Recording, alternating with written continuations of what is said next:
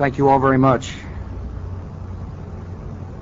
I'm honored to join with President Clinton, President Bush, Senator Dole, and other distinguished guests on this day of remembrance and celebration. And General Kelly, here in the company of the generation that won the war, I proudly accept the World War II Memorial on behalf of the people of the United States of America.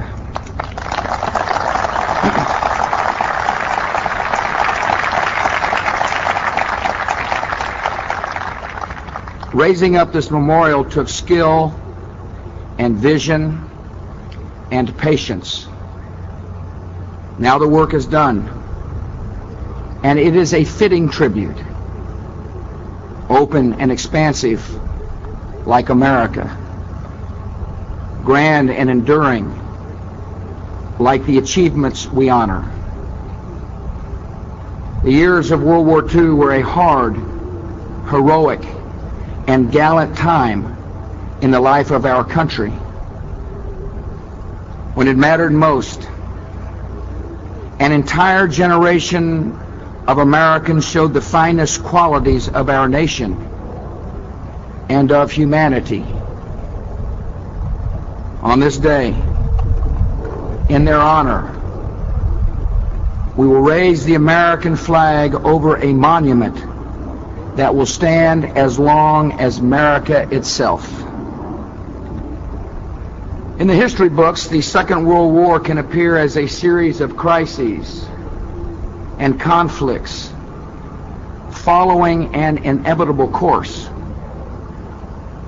From Pearl Harbor to the coast of Normandy to the deck of the Missouri. Yet on the day the war began, and on many hard days that followed, the outcome was far from certain. There was a time in the years before the war when many earnest and educated people believed that democracy was finished.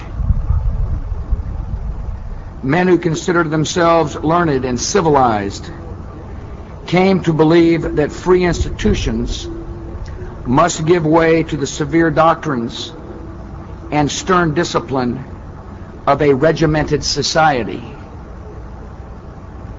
Ideas first whispered in the secret councils of a remote empire, or shouted in the beer halls of Munich, became mass movements.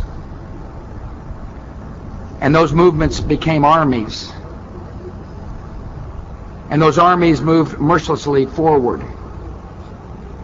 until the world saw Hitler strutting in Paris and U.S. Navy ships burning in their own port. Across the world, from a hiding place in Holland to prison camps of Lausanne, the captives awaited their liberators. Those liberators would come, but the enterprise would require the commitment and effort of our entire nation. As World War II began, after a decade of economic depression, the United States was not a rich country. Far from being a great power, we had only the 17th largest army in the world. To fight and win on two fronts, Americans had to work and save and ration and sacrifice as never before. War production plants operated shifts around the clock. Across the country, families planted victory gardens, 20 million of them, producing 40% of the nation's vegetables in backyards and on rooftops. 2 out of every 3 citizens put money into war bonds. As Colonel Ovida Culp Hobby said, this was a people's war, and everyone was in it. As life changed in America, so did the way that Americans saw our own country and its place in the world. The bombs at Pearl Harbor destroyed the very idea that America could live in isolation from the plots of aggressive powers.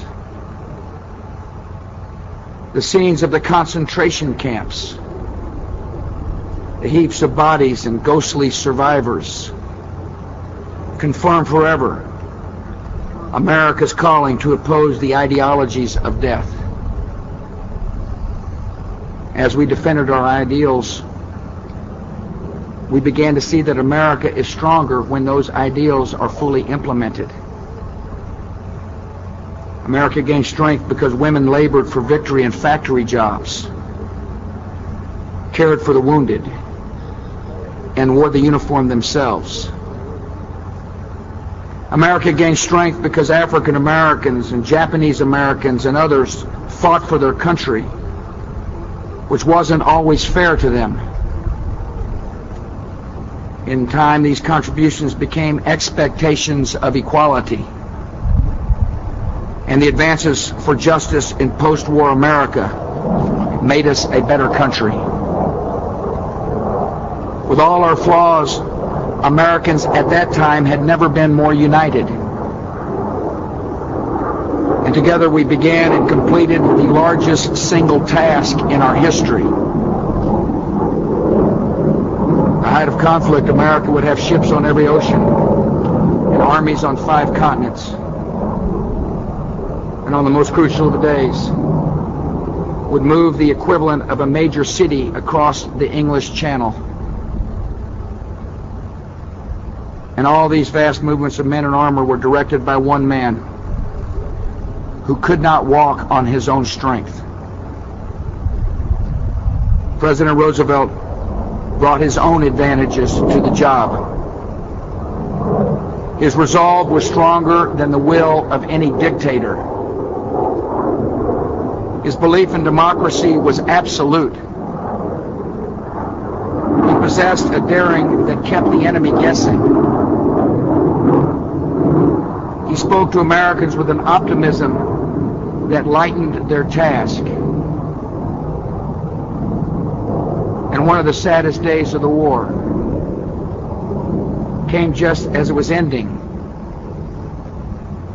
when the casualty notice in the morning paper began with the name Franklin D. Roosevelt, Commander-in-Chief. Across the years, we still know his voice. And from his words, we know that he understood the character of the American people. Dictators and their generals had dismissed Americans as no match for a master race. FDR answered them. In one of his radio addresses, he said, "We have been described as a nation of weaklings, playboys. Let them tell that to General MacArthur and his men. Let them tell that to the boys in the flying fortresses.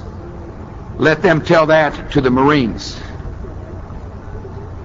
And all more than 16 million Americans would put on the uniform of the soldier, the sailor, the airman, the Marine, the Coast Guardsman, or the merchant mariner.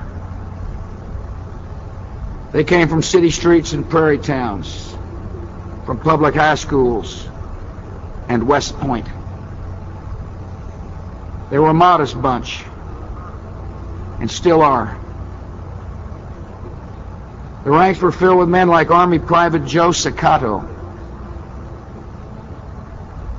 And having fighting in France, he saw a good friend killed and charged up a hill, determined to shoot the ones who did it. Private Sakato ran straight into enemy fire, killing 12, wounding 2, capturing 4, and inspiring his whole unit to take the hill and destroy the enemy.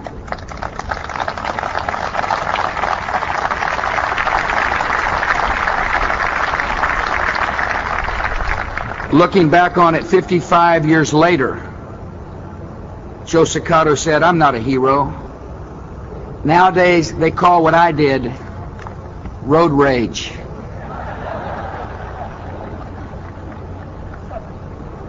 This man's conduct that day gained him the Medal of Honor, one of 464 awarded for actions in World War II.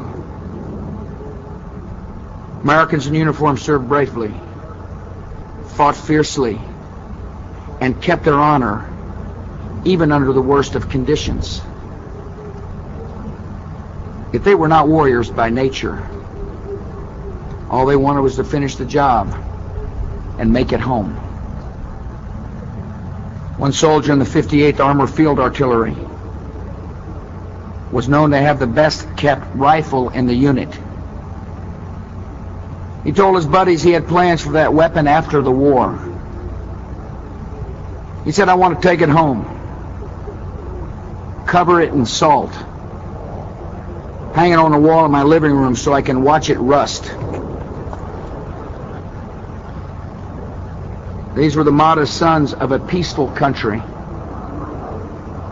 and millions of us are very proud to call them Dad. They gave the best years of their lives to the greatest mission their country ever accepted.